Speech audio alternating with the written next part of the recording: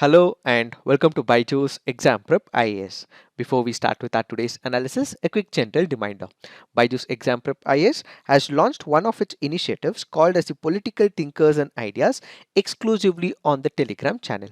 As part of this initiative, today's video upload would be with respect to Kautilya. So please do join our channel to get all the current affairs related updates. When you consider Kautilya, the topics discussion can be used in GS paper 2, polity and governance. If your optional is political science and public administration, this is one of the important aspects. It can also be used in ethics as well as essay as well. Let's get started and look into the first article.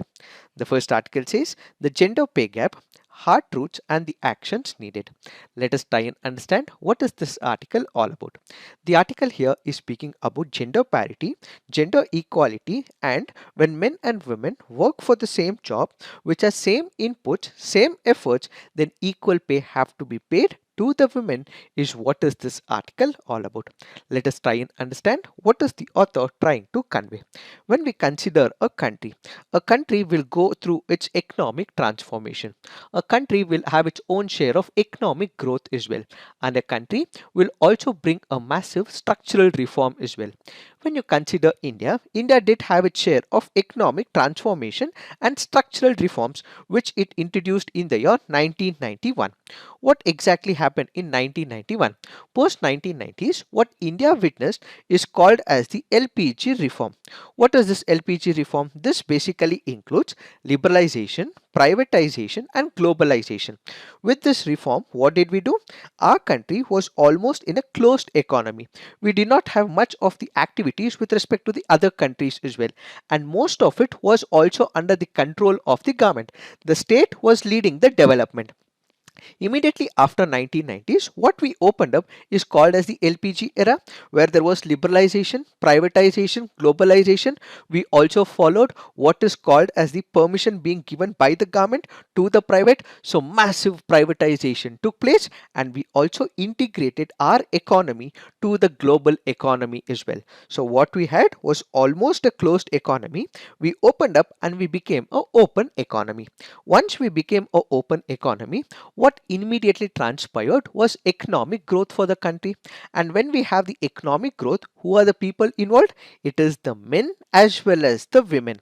So whenever we have an economic prosperity, both the sections of the society, that is the men and the women, contribute to it. And when men are also working, women are also working on a similar profile, putting in equal efforts for that particular profile, then payment will have to be made equally to both men as well as women, and men should not be paid more for the same amount of efforts, says this article. So basically, whenever there is a country which is moving towards an economic transformation, it is brought about both by the men and the women. So what we require is symmetries and not asymmetries between the men and the women is the first part of this article. So to bring this change, to initiate this change so that there is equal parity between the men and the women at the international circles, what we have is called as the International Equal Pay Day. This International Equal Pay Day is celebrated on September 18th. It represents the long-standing efforts towards the achievement of equal pay for work of equal value. It further builds on the United Nations commitment to human rights against all forms of discrimination, including discrimination against women and the girls. Why did the international community come up with this particular initiative? That is because when you look at the historical setup, when you look at the traditional society, who wield the power? It is the men. Who control the political circles? It is the men. Who control the economic circles? It is the men. So traditionally, when you look at most of the countries were ruled and governed only by the men.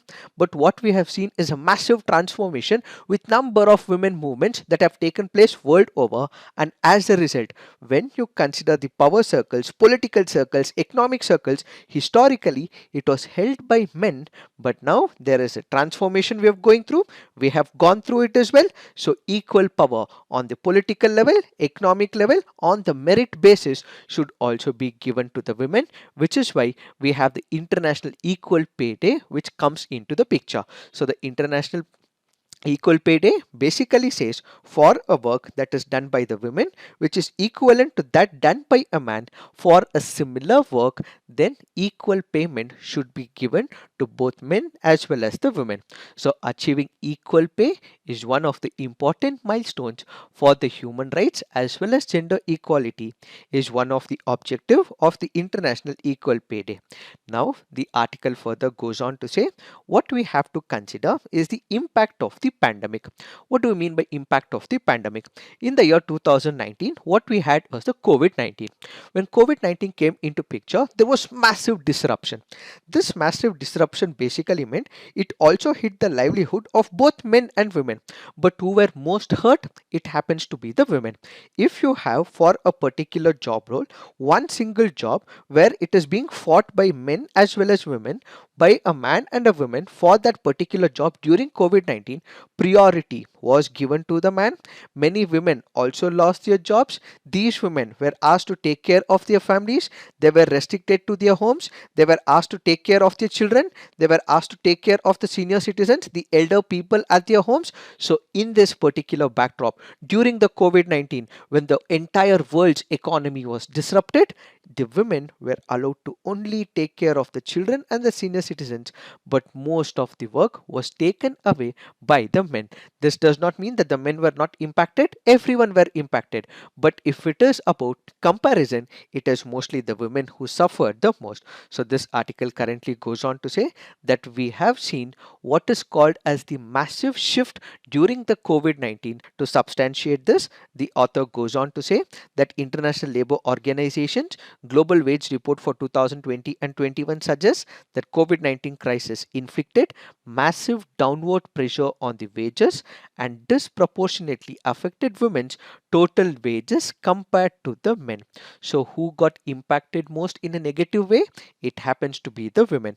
If we consider India, India women earned on an average 48% less compared to their male counterparts in 1993-94. What does this mean? It means that if a man earned about 100 rupees for a work, a woman earned about 52 rupees.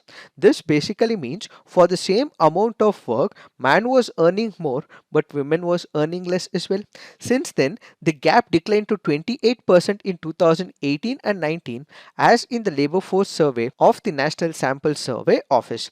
The pandemic reversed these decades of progress, as preliminary estimates from the periodic labor force survey 2020-21 show an increase in the gap by 7% between 2018 and 19 and 2020 and 21. The data further suggests that faster decline in female wages during the pandemic contributed to this decline compared to a faster growth in the male wages. So these data clearly substantiate and shows that what we have been witnessing is that for all the years of progress that we have made, during the pandemic, this was further hit, and it is the women who became the major sufferers. So the discriminating factor happens to be the gender, and it happens to be the women who became the major sufferers. So in order to overcome all these issues, there have been some measures taken at the international level, some measures which have been taken at the Indian level. What are the measures taken at the international level?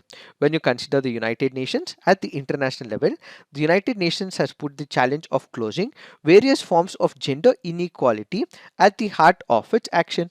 Let's say, for example, we have the Sustainable Development Goals. One of the Sustainable Development Goals happens to be Goal 5. As part of the Goal 5, what does it speak about? It speaks about achieving gender equality and empowering all women and girls. So the SDG 5 is one of the important parameters which speaks about gender equality and empowering all women and rights. Then we have the International Labour Organization, which has enshrined equal pay for work of equal value in its constitution. This basically means for all the work done by the men as well as the women, this has to be valued fairly, and this should ultimately end pay discrimination to promote gender equality. Then we have the Convention on the Elimination of All Forms of Discrimination Against Women, CEDAW. It provides an international legal framework for realizing gender equality and addressing the intersecting forms of discrimination and vulnerabilities among women and the girls. These are some of the measures that have been taken by the international organizations. Now, what are the steps taken by the government when it comes to India?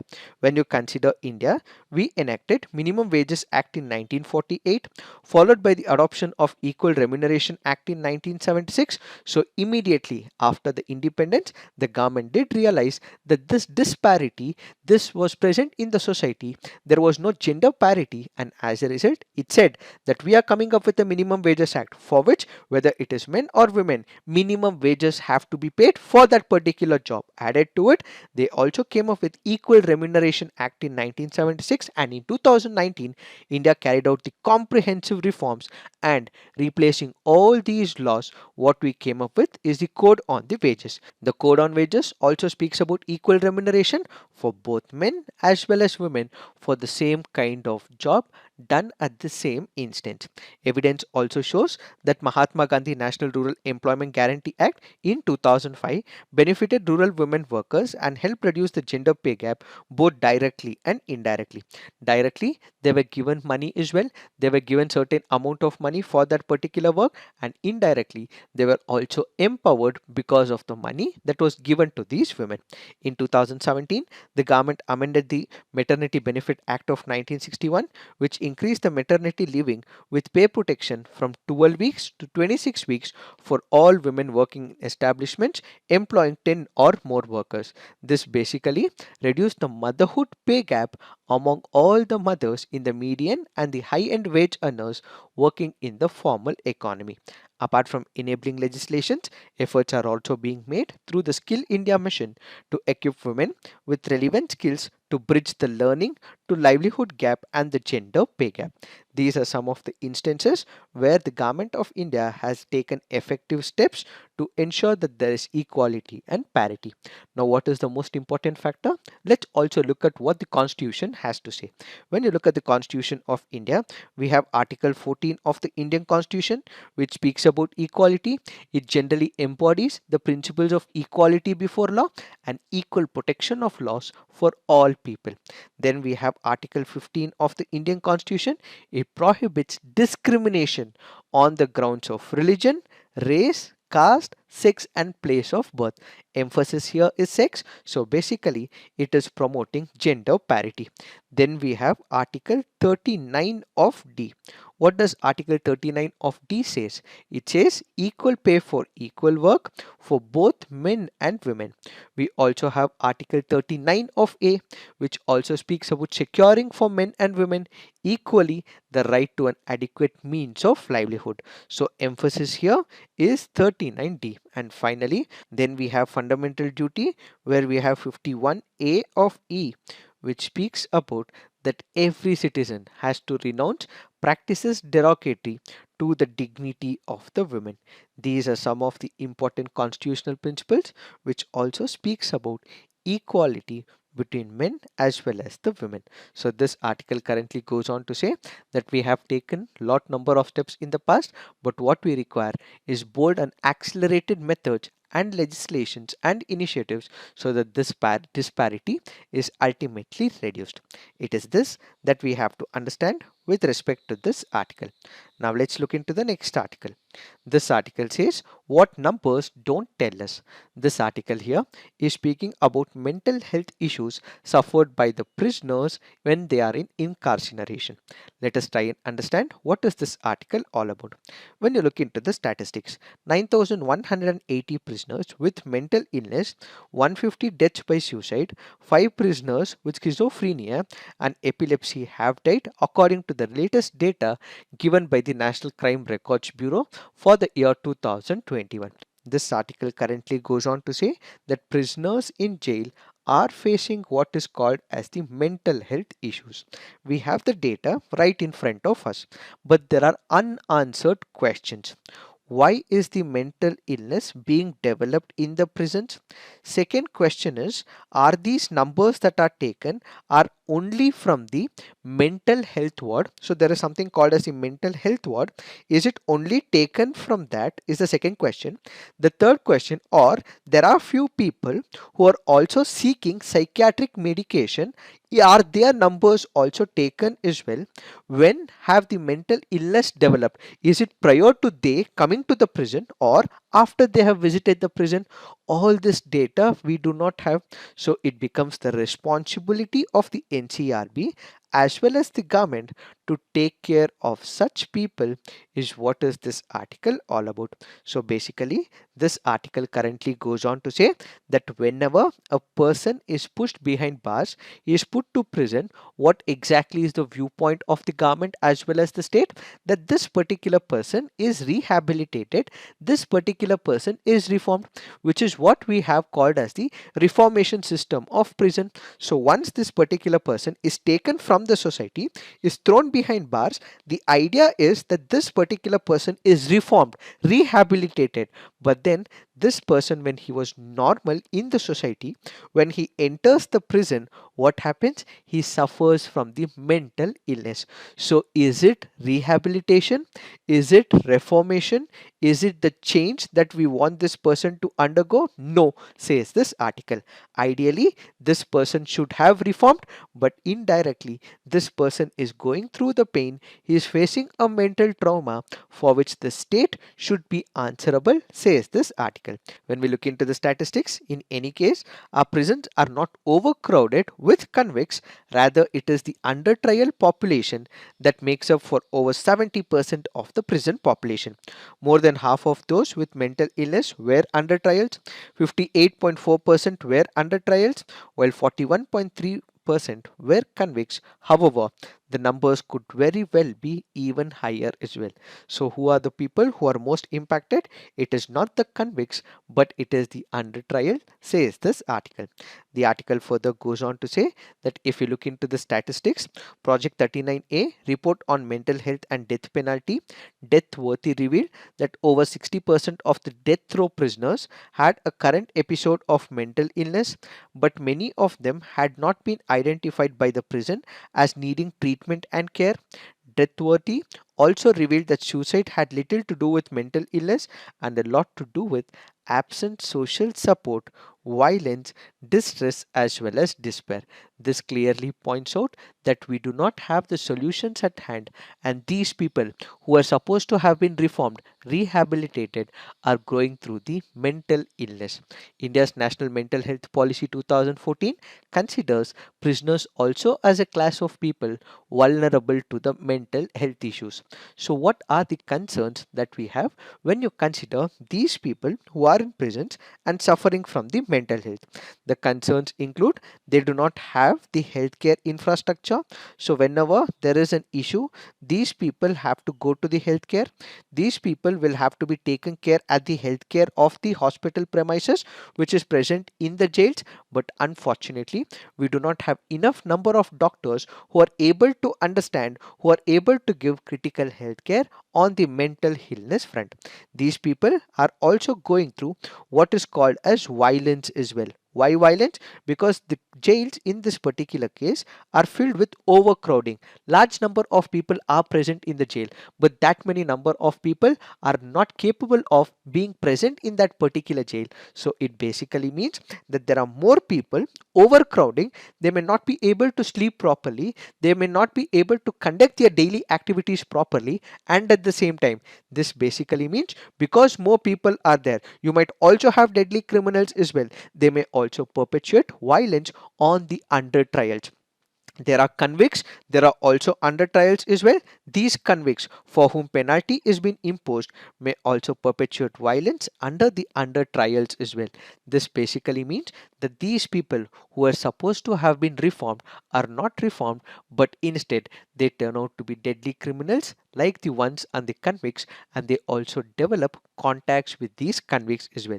In order to overcome all these issues, there is one recommendation that we have to look at. This recommendation was given by Niemand. Niemand suggests that gatekeeper model can be used to prevent suicides in the prisons. What is this gatekeeper model?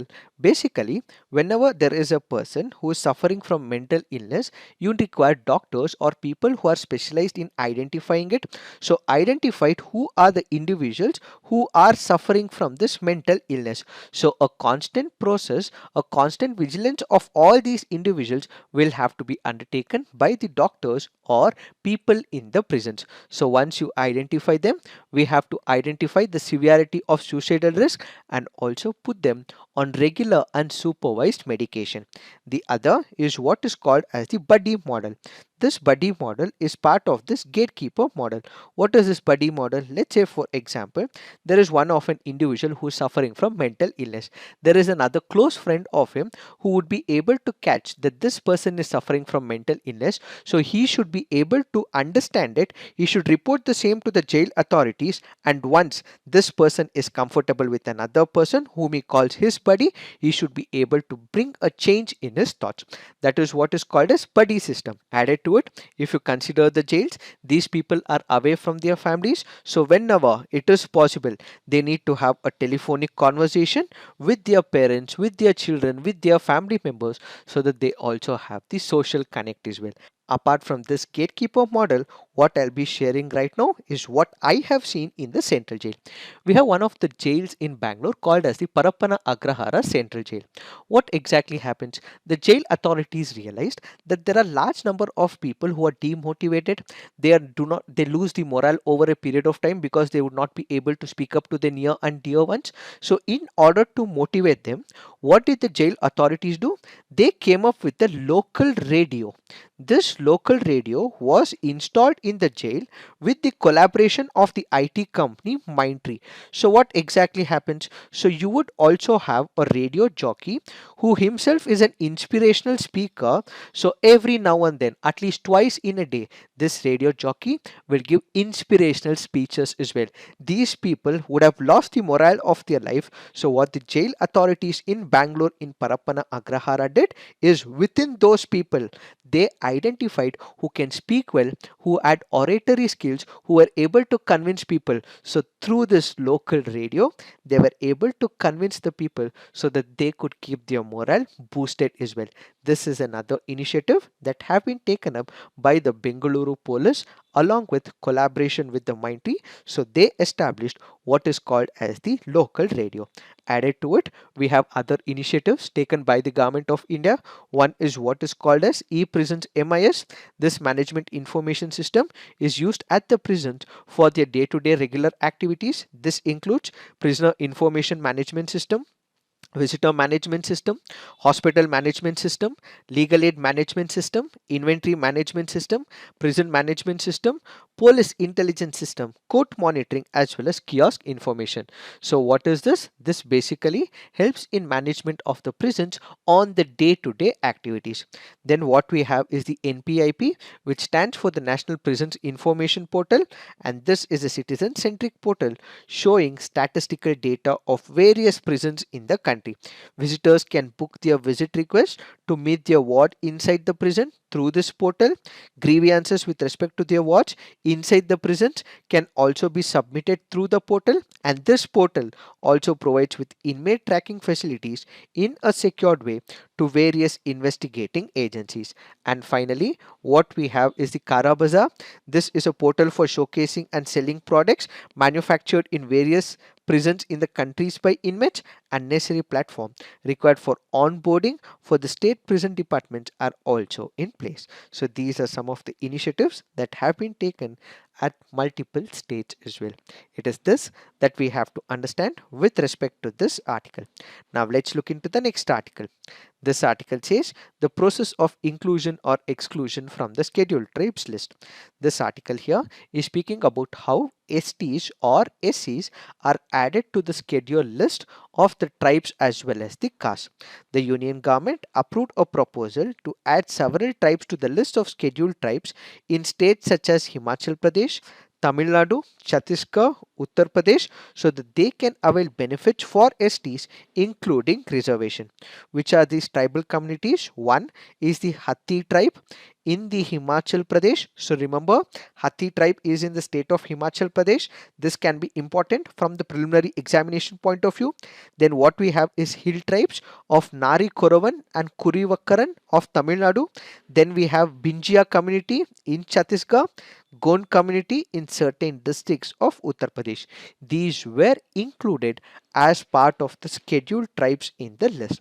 What is the process and how are these people added to this particular list? The process begins at the state level. So the process begins at the level of a state or a union territory with the concerned government or administration seeking the addition or the exclusion of a particular community. So what will happen? You have the state government. The state government will consider an exercise. It will appoint one of the committees or a commissions. This particular commission will have to identify which is this tribe. After they identify, they give this recommendation to the state governments. The state governments will also view this particular recommendation, and ultimately after this is done, it goes to the Ministry of Tribal Affairs. So we have the state government. The state government will appoint a committee or a commission. That particular commission will look into it. It will see whether this particular tribe has all the criteria that have been prescribed, and they collect the data. This particular data is collected by the state government. So they feel that this particular scheduled tribe should be added into the schedule. So they make the recommendation to the Ministry of Tribal Affairs at the central level. After this ministry, through its deliberations, it examines the process. So when it is sent to the Tribal Affairs Ministry at the central level, this should be examined by them, and ultimately it will be sent to the Registrar General of India. Once approved by the Registrar General of India, it will be sent to the National Commission for the Scheduled Castes or the National Commission for the Scheduled Tribes, following which the proposal is sent back to the Union government, which after speaking to all the ministries that will be involved with this will ultimately take a position, and this will be introduced by the cabinet. And after it is introduced by the cabinet, the final decision rests with the president's office issuing a notification specifying the changes under powers vested in it under Article 341 and 342 of the Indian Constitution. So the cabinet will then make a bill. This bill will be introduced in the parliament, and they will introduce what is called as the Constitution Scheduled Caste Order 1950, the Constitution Scheduled Caste Tribes 1950. This will be introduced both in the Lok Sabha and Rajya Sabha, and ultimately what we will have is the president who will give assent to it. So what is the criteria on the basis of which we will have all the scheduled tribes who will be put up into that particular schedule? So we have the following criteria: indications of primitive traits, distinctive culture, geographical isolation, shyness of contact with the community at large, as well as backwardness. If all these fall into the picture, then that particular tribe will be added into the schedule of the scheduled tribes. However, these criteria are not spelled out in the constitution. So remember, it is not spelled out in the constitution, and this can be important from the preliminary examination point of view. Apart from this, what we also have is called as the affinity test. What is this affinity test? Historically and traditionally, this particular test was used by the Supreme Court of India to test whether that particular tribe should be added into the scheduled tribes list or not. What is this affinity test? So this basically identifies the anthropogenic factors, the ethnological qualities that are connected with respect to a particular scheduled tribe. So if you have a scheduled tribe, let's say for example in Andhra Pradesh or in the state of Karnataka or in any other state, there are certain type of traits that is only associated with that particular tribe. So are they fitting this particular criteria is what was historically considered. But of late, the Supreme Court has said this affinity test alone will not help. Why? That is because as people have started also moving from one place to another, let's say a person in a forest area in a remote corner of one of the states happens to get in touch with other section of the people, he also starts living his life in a different way as well. He also gets urbanized as well. He also sees a different way of life as well. So at this particular moment, if you are looking only at the historical trait, that may not serve justice to such people because they would have moved on. So for them to get all the benefits, this affinity test that you have categorized historically will not serve the purpose, says the Supreme Court of India. So the Supreme Court, which has historically identified the affinity test of late, has said no, affinity test alone is not enough. You have to look at other characteristics that has to be taken into picture, says the Supreme Court of India. In this particular backdrop, we also have to understand what Jawaharlal Nehru spoke about the scheduled tribes, and this is what is called as tribal Panchsheel. Jawaharlal Nehru had advocated Panchsheel for tribal development to address issues of tribal justice. What does he say with respect to tribal Panchsheel? Panchsheel advocates non-imposition by encouraging self-governance. What is this non-imposition? We as people who are living in the urban areas, we have a particular viewpoint of the life. You as a person living in an urban area, don't impose your thoughts on the tribal person. Ask him to evolve on his own. Ask him to develop on his own. So you don't impose your perception of life, your ideas of life, your urbanized way of life onto that particular person who has his own way of life. So Panchasheel advocates non-imposition but allow him to develop on his own, develop his own self-governance is the first parameter of Panchasheel. It affirms that forest and land rights of the tribals must be protected. Third, it encourages inclusion of tribals in the administration and development. This basically means they should be trained in the work of administration and development, and outsiders in this particular area should be comparatively minimal. Why? That is because when you consider a tribal, they have their own share of cultural practices, and when you have a person from the tribal community, whatever they say, the other person may believe and respect it as well. But if there is an outside person coming, he may not know the cultural values of that particular tribe and he may influence that particular society. So whenever, as much as possible, you make sure that this particular administration and development comes within their own body, within their own set of people, so that those people are also comfortable. It also mandates that schemes and administrative policies meant for tribal beneficiaries should not be cumbersome. This basically means tribal areas should not be over administered or overwhelmed with multiplicity of schemes, and whenever you are introducing a scheme, make sure that it is simple so that they are able to understand it. Lastly, it requires the progress criteria for tribals to be based on life quality indices with an aim to strike a balance between isolationism and their assimilation. This basically means that whenever you have come up with a scheme and a program, there has to be outcome that is measured. This should not be on the basis of statistics as to how much money you have spent, but instead it is about how they have evolved as a human. So the human character has to be considered and not the money or the statistics, says Jawaharlal Nehru with respect to the tribal Panchasheel. It is this that we have to understand with respect to this article. Now let's look into the next article.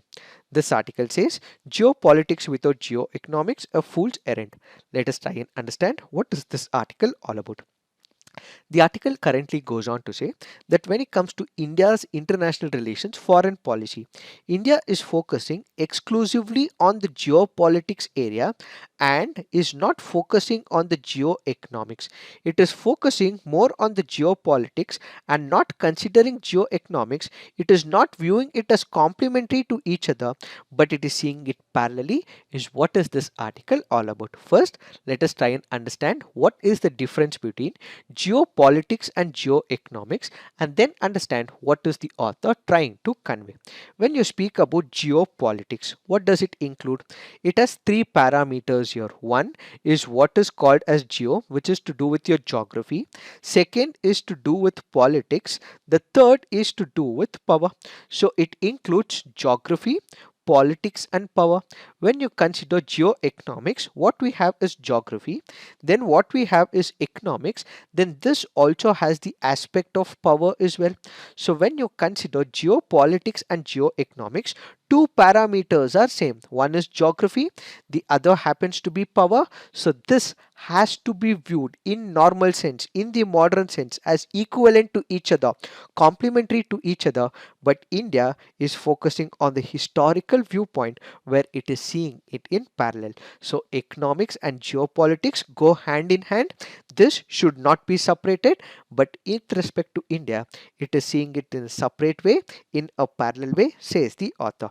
So what are the variables of geopolitics? One is the values is what is considered in geopolitics. When it comes to geoeconomics, we look at objectives, goals and mission. When you consider the position, we consider geographical location and size. What we consider in geoeconomics is business idea and strategy. When you consider politics, it is natural resources. But when it comes to geoeconomics, it is financial strength and ownership. So politics is how that particular country is run in terms of the ideology, in terms of the manpower, in terms of the will to cooperate with other countries. But when it comes to geoeconomics, it is the foundation of the financial advantages that particular country has, the huge pockets that it has, and how it is able to influence. So when it comes to geopolitics, what we are speaking is in terms of population size, political stability, laws and organization, military strength. But when it comes to economics, what we are looking at is the number of employees, market share, key success factors, organizational structure and culture, buildings, land, assets, and how with its money power it is able to influence another country. So when you speak about geopolitics and geoeconomics, it has to be an integrated one, but India is seeing it in a parallel way, says the author. Why does the author say so? That is because when you consider India in terms of geopolitics, it has become part of multiple groups. Let's say for example, it is part of Quad. Quad is basically looking at the military viewpoint, and at the same time, India is also in close coordination with multiple Asian countries on the military front as well. We've also had discussions with Vietnam, we've also had discussions with multiple other countries on the defense front. So, what are we focusing on? We are focusing on the military front, we are focusing on the security front. So, India in this particular backdrop is focusing more on the geopolitics. But then India is not focusing on the geoeconomics. Why? That is because when you consider RCEP and when you consider the IPEF as well, India did not join the trade pillar. All this means that India is not wanting to be part of the geoeconomic regime, but it is more interested in the geopolitical regime. Why is India not part of the geoeconomic regime? Why is it more interested in the geopolitical regime? That is because the author in this particular case goes on to say that India believes in the free trade agreements. So it does not want to deal with countries on the multilateral forum when it comes to the economic relationship, but it is directly dealing with the free trade agreements directly on the bilateral front. Let's say for example, India also signed free trade agreement with United Arab Emirates. It also signed free trade agreements with Australia as well. It also signed free trade agreement with United Kingdom as well. So India basically believes that when it comes to the economic front, it does not have to deal with on the multilateral front. It will directly engage with them on the bilateral front. And at the same time, if India is part of the multilateral front, let's say for example RCEP, for which China is also a member, if India is part of RCEP, what would happen?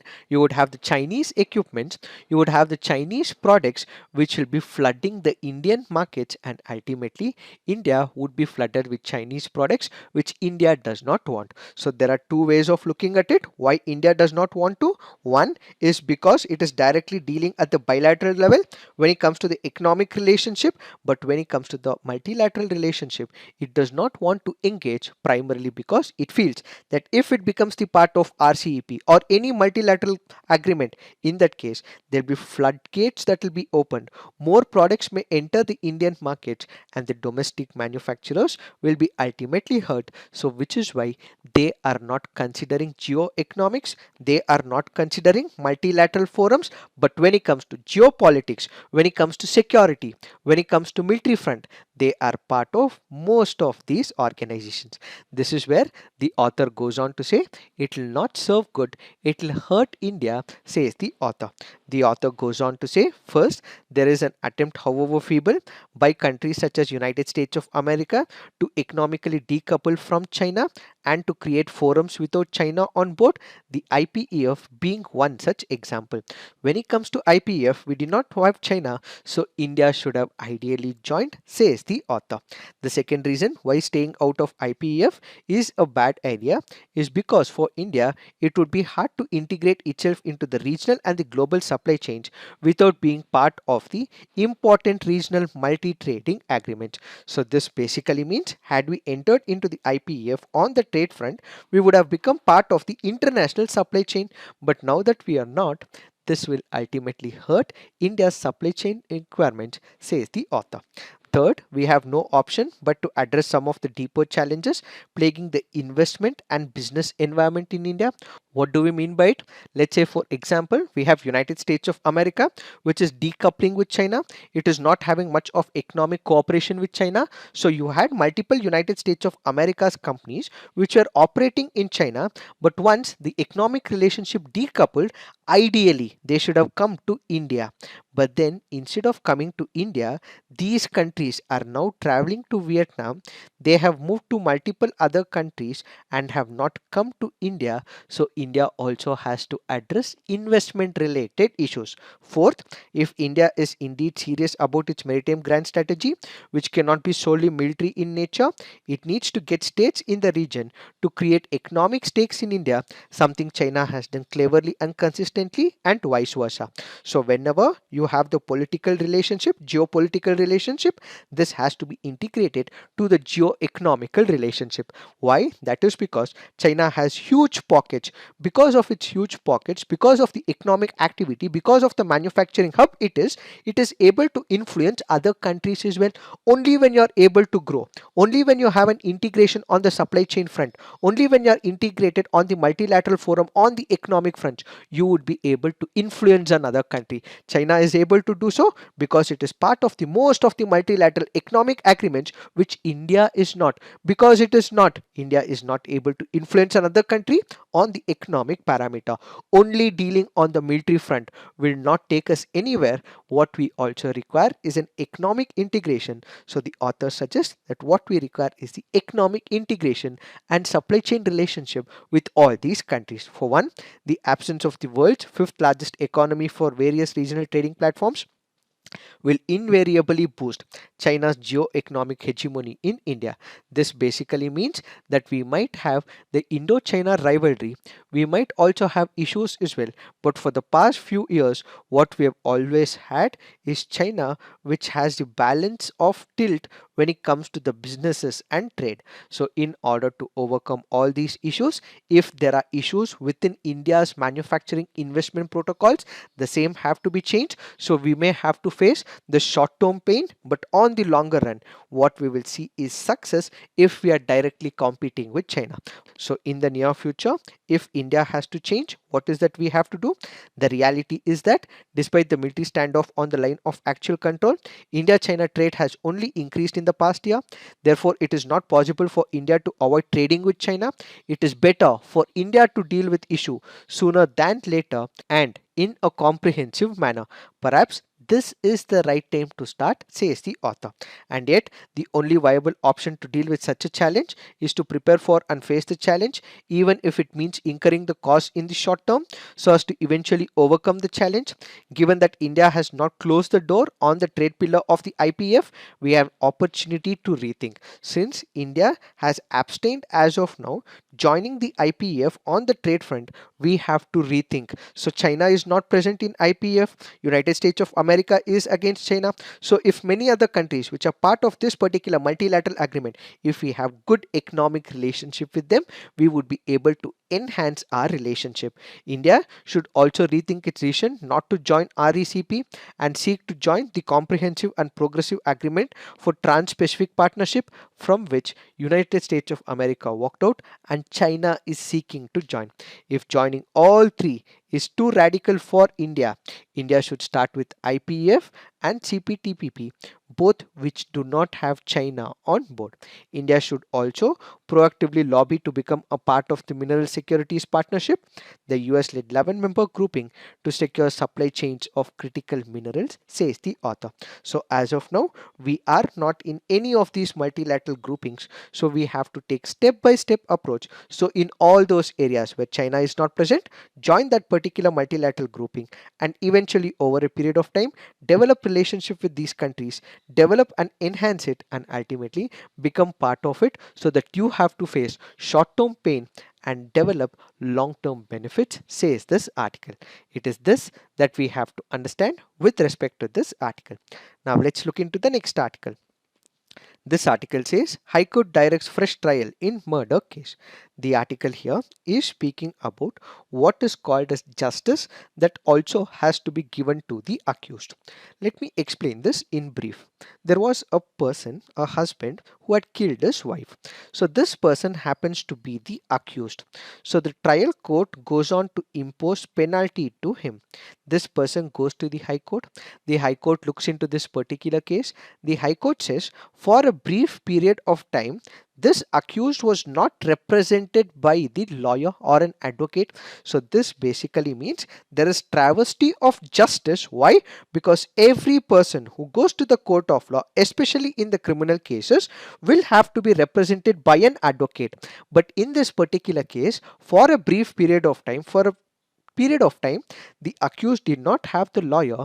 Despite having no lawyer, the trial court has given the verdict and has imposed imprisonment. So the High Court goes on to say, ideally, whenever there is a criminal case, these people, that is the accused, will have to be represented by the advocate. Since he was not represented in this particular case, there is travesty of justice, and ultimately there is violation of Article 21 of the Indian Constitution. Article 21 deals with right to life. It also speaks about personal liberty. If this particular person who will be incarcerated, he would be thrown behind bars, his liberty will be violated. So the Delhi High Court has said that this entire trial will have to be conducted once again. We have some of the important sections of the CRPC. We have 303 of the CRPC, which says right of person against whom proceedings are instituted to be defended. Any person accused of an offence before a criminal court or against whom proceedings are instituted under this particular code may of right be defended by a pleader of his choice.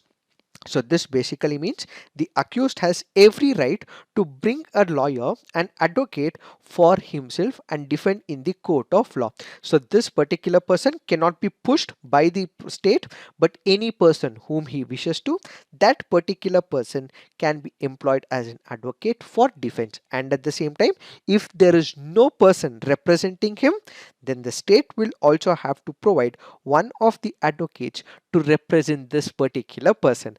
In this case, for a brief period of time, they did not have an advocate representing the accused, so it is violating section 303 of the CRPC because this person was not represented by an advocate. So ideally, an advocate should have been there. Since an advocate is not present, this is violating section 303 of the CRPC.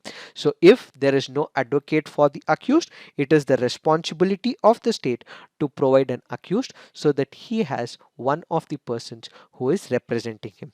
Then 304 says legal aid to accused at state expense in certain cases where in a trial before the court of session the accused is not represented by a pleader, and where it appears to the court that the accused has not sufficient means to engage a pleader, the court shall assign a pleader for the defense at the expense of the state. So in this particular case, since he was not provided an advocate, he did not have an advocate for a brief period of time, ideally the state should have provided at its own expense, is what is another section of CRPC.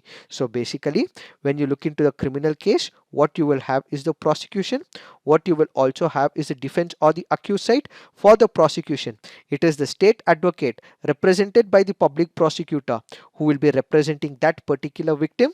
But on the defense side, he would be able to have his own advocate. But if he is not, then state should also provide an advocate, is what is this article all about. Discuss the measures taken by international organizations and the Indian government to promote equal pay for work of equal value to close the gender pay gap.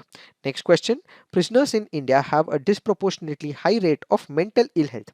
Suggest an action plan to promote and protect mental health and well-being and enable those with existing conditions to function better in the prison environment. So please write all your answers on the comment section, peer review, and do give positive feedback to your friends' answers. So this is it for today. Thank you for watching. All the best.